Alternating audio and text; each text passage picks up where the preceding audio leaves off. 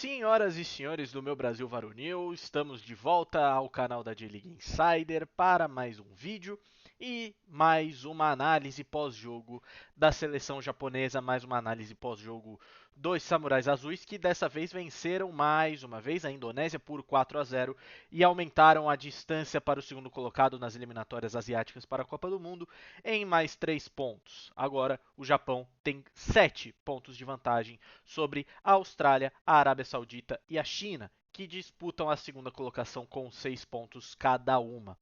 O Japão venceu a Indonésia numa partida realizada em Jacarta, choveu muito no começo do jogo, principalmente no primeiro tempo, e a Indonésia, mais uma vez, assim como todas as outras seleções que o Japão enfrenta na Ásia, veio para se defender, veio para tentar buscar um pontinho ali no jogo.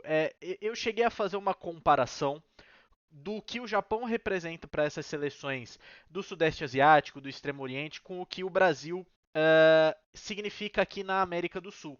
Não só porque o Japão, sempre que joga com outra seleção, que não seja, por exemplo, a Arábia Saudita ou o Catar, não seja uma das grandes do continente, essas seleções menores sempre jogam para se defender com o objetivo justamente de levar um pontinho para casa. Mas também por conta do cenário que o Japão encontra quando viaja para esses países, quando viaja para a Indonésia, para a Malásia, para esses países onde também a J-League tem uma certa popularidade. Vale lembrar, a Indonésia é um dos países que a J-League mais faz investimento de publicidade, porque já teve diversos atletas indonésios atuando na J-League. Um deles, inclusive, jogou a partida de hoje, o Pratama Arhan, que foi lateral do Tóquio Verde até o ano passado, agora jogando na Coreia do Sul. Tivemos vários torcedores indonésios indo até o treinamento do Japão, acompanhando, pedindo autógrafos, não só no treinamento, mas na saída do hotel, na saída do jogo. A imprensa local também indo cobrir a seleção japonesa. Então, a referência que o Brasil é na América do Sul, a referência que a Argentina é na América do Sul, é a referência que o Japão é no continente asiático. Para qualquer lugar que o Japão vá, o Japão é muito bem recebido. Talvez não na parte do Oriente Médio, acho que isso fica mais por conta da Arábia Saudita e do Catar, mas ali na Ásia Central, para o Extremo Oriente, a gente consegue ver que a influência do futebol japonês é muito forte. O Japão começa o jogo no mesmo esquema que o Hajime Moriyasu vem adotando depois da Copa da Ásia, o 3-4-2-1, com o Zion no gol. Daiki Hashioka assumindo o lugar do Shogo Taniguchi, Koitakura e o Koki Machida completaram a linha de zaga. A linha de meio de campo foi formada por Doan na direita, Mitoma na esquerda, Endo e Morita centralizados como volantes, Kamada e Minamino como meias atacantes e o Kokyogawa no comando do ataque como centroavante no lugar do Ayase Ueda. O Taniguchi e o Ueda não foram convocados por lesão. O Taniguchi até chegou a ser convocado, mas foi cortado. Interessante a presença do Hashioka, cheguei a comentar no vídeo comentando a convocação que o Hashioka tem jogado mais como zagueiro e me agradou bastante a presença do jogador do Luton Town como zagueiro, não como lateral. Construiu jogadas, conseguiu ajudar na armação do time, conseguiu atacar alguns espaços, às vezes até ajudando as alas com o Doan. Então, participação muito interessante do Hashioka.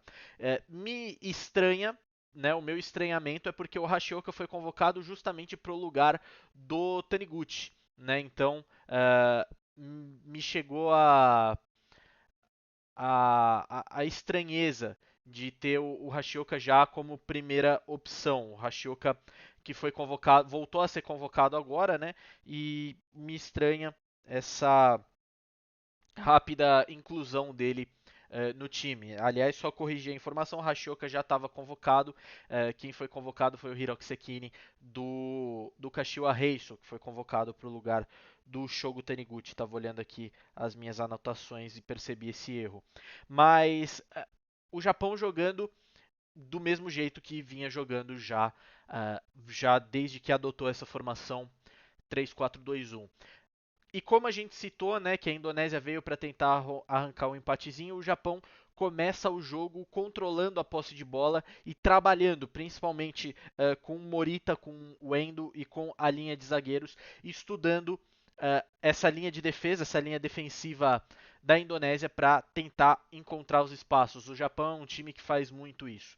Durante o começo das partidas, principalmente quando enfrenta adversários mais retrancados, estuda essa linha defensiva, estuda o comportamento de marcação dos atletas adversários até encontrar o espaço e começar a se adaptar para esse espaço que começa a ser concedido. E durante os 30 primeiros minutos é assim que o Japão joga. Poucas bolas acabaram chegando no Minamino e no Ogawa. O Kamada era o jogador de ataque que tinha mais participação, isso porque ele recuava muitas vezes para receber a bola do Mitoma, do Morita ou até mesmo do Endo. Os alas, Doan e Mitoma, tentavam a aproximação da linha de fundo, mas eram impedidos por uma marcação dupla, tanto do meia, do ala meia, né, se a gente pode dizer assim, da equipe da Indonésia, como também do lateral. E ficou nisso durante grande parte do primeiro tempo. A Indonésia, inclusive, conseguindo alguns contra-ataques. O Struijk, Rafael Struijk, do Brisbane Roar, acabou perdendo duas oportunidades. Uma bola passa na frente dele e a outra ele acaba isolando. Com isso, o Japão começa a entender o esquema de marcação da Indonésia. E o primeiro gol sai justamente de uma bola enfiada para o Mitoma na ponta esquerda. O Mitoma consegue enxergar que o Kamada ele está fazendo um movimento de ir para a linha de fundo. Então ele está puxando o zagueiro. E quando ele puxa o zagueiro, se eu não me engano era o Dix, o Morita vem de trás e ataca esse espaço que surge. A hora que o Dix enxerga que a movimentação do Kamada é uma distração para abrir espaço para o Morita, aí já é tarde demais. Ele fica no meio do caminho. O Morita consegue um bom passe de letra para o Kamada, que leva para a linha de fundo e cruza para o Ogawa.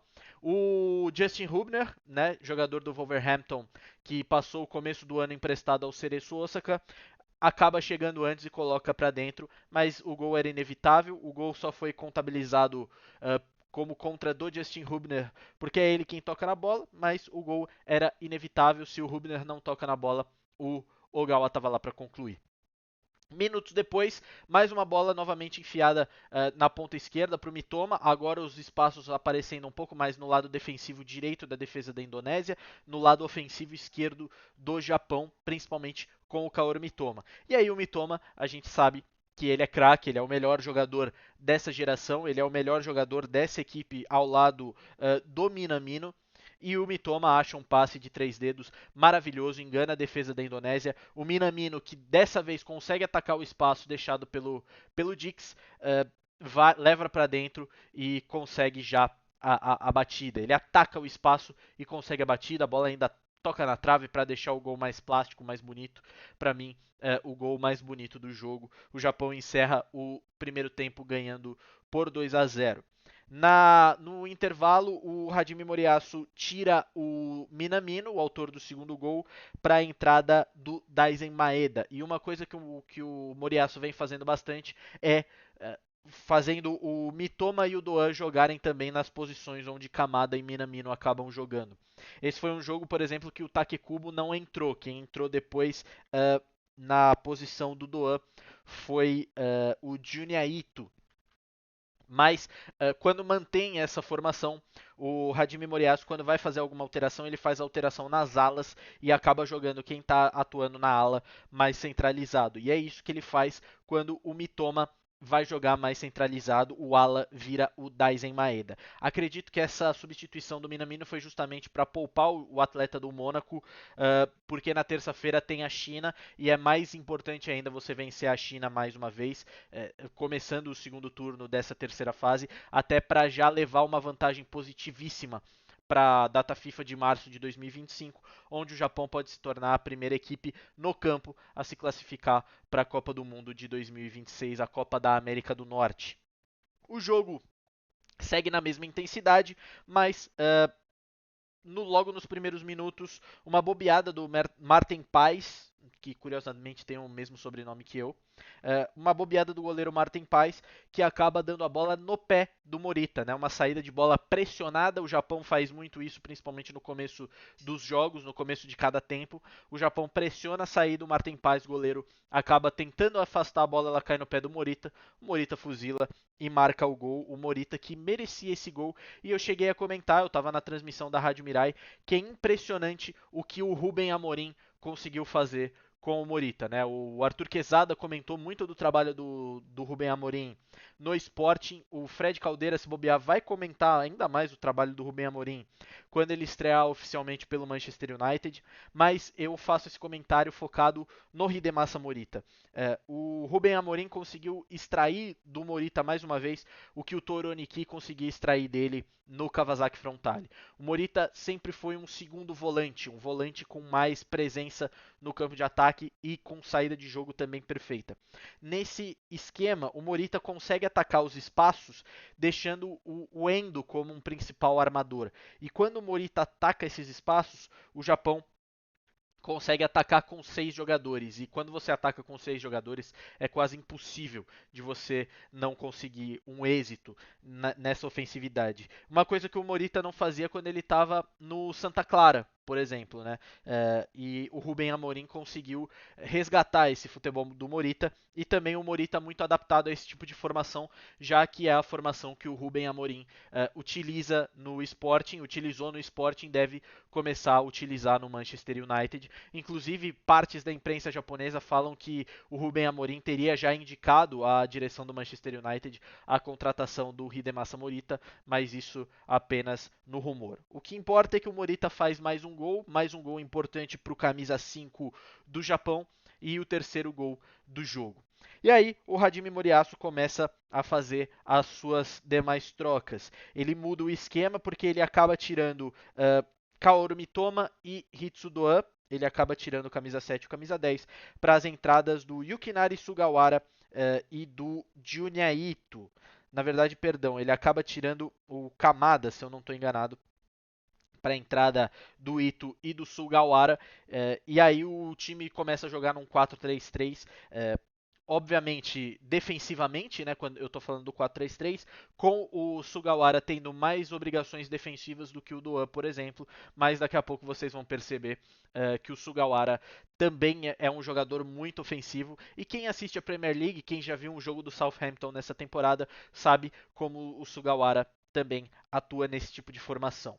Com a bola, então, o Japão segue no 3-4-2-1, sem a bola, o Japão num 4-3-3, com o Machida fazendo o lado esquerdo e o Sugawara agora fazendo o lado direito, com Itakura e Hashioka fazendo a dupla de zaga, Endo e Morita a dupla de volantes, o Kamada centralizado com o Ogawa também centralizado.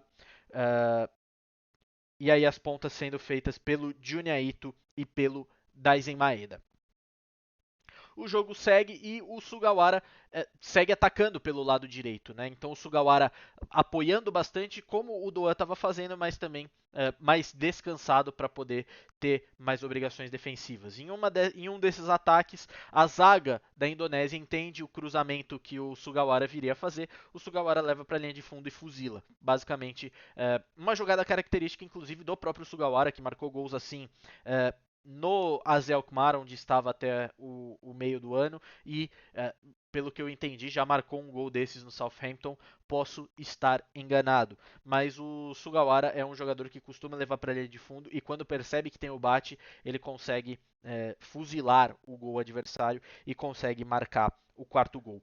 E aí a gente vai para a estreia do Yuki Ohashi, que entra no lugar do Kokyogawa, e o Reo Hatate entra no lugar do Daichi Kamada com a número 15, completando as mudanças da seleção japonesa, mas o Japão não faz mais nada, até começa a dar um pouco mais a bola para a Indonésia, começa a se poupar para o jogo contra a China, que vai acontecer na terça-feira.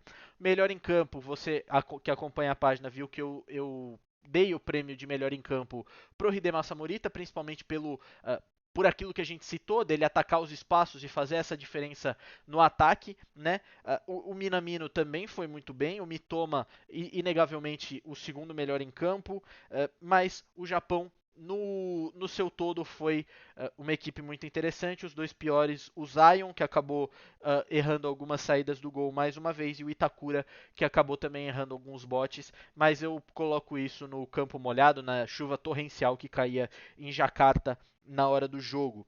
Uh, Mais uma vez, fico ansioso para ver o Furuhashi, queria que ele ganhasse a oportunidade contra a China, e também queria ver o Kota Takai, o zagueiro do Kawasaki Frontale, acabou nem sendo relacionado para a partida, mas queria ver o Kota Takai atuando nessa linha defensiva também, porque é um jogador que me agrada muito. É isso, meu povo. O Japão vence por 4-0, mantém a liderança das eliminatórias, grupo C, agora 13 pontos contra 6 dos segundos colocados. A Austrália e a Arábia Saudita que empataram entre si na rodada, e a China que venceu o Bahrein assumindo a quarta colocação com também 6 pontos. Próximo jogo então na terça-feira, dia 19 de novembro, às 9 horas da manhã contra a China. O jogo será realizado em Xiamen, na lá na China, também com transmissão da ESPN, do Disney Plus, e se você quiser ouvir os meus comentários na Rádio Mirai, a rádio niponista do Brasil. É isso, meu povo. Finalizamos então mais uma boa vitória do Japão. Vou pedir para você se inscrever no canal, ativar o sininho, deixar o seu like, deixar o seu comentário, e a gente volta na segunda-feira com o comentário das partidas da J-League que serão realizadas nesse final de semana.